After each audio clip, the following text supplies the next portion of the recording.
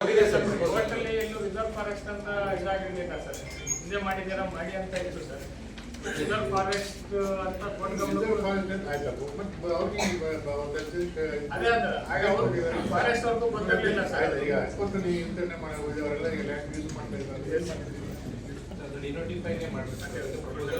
Notification ಆಗಿದೆ sir reserve ಅಂತ, ಅದರಿಂದನೇ ಕೈ ಬಿಡ್ಬೇಕು ಸರ್. ಈಗೆಲ್ಲ ಬೇರೆ ಗ್ರಾಂಟ್ ಆಗಿ ಇದಾಗಿದೆ. ಫಾರೆಸ್ಟ್ ಡಿಪಾರ್ಟ್ಮೆಂಟ್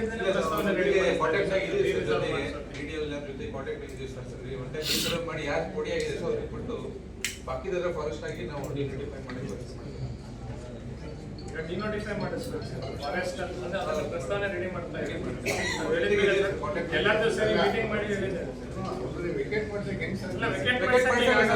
ಯಾರು ಅಡ್ಡಿಪಡಿಸಲ್ಲ ಸರ್, ಬಟ್ ಅವರು ಈಗ ದುರಸ್ತಿ ಮಾಡದೇ ಇದ್ರೆ ಮಾರಾಟ ಮಾಡಕ್ಕೆ ಬರಲ್ಲ ಸರ್. ತಾವು ಹೇಳೋದು ಕರೆಕ್ಟೇ. ಈಗ ಅವರು ಅನುಭವಕ್ಕೆ ಯಾರು ಧಕ್ಕೆ ತರಲ್ಲ ಸರ್, ಬಟ್ ಅವ್ರಿಗೆ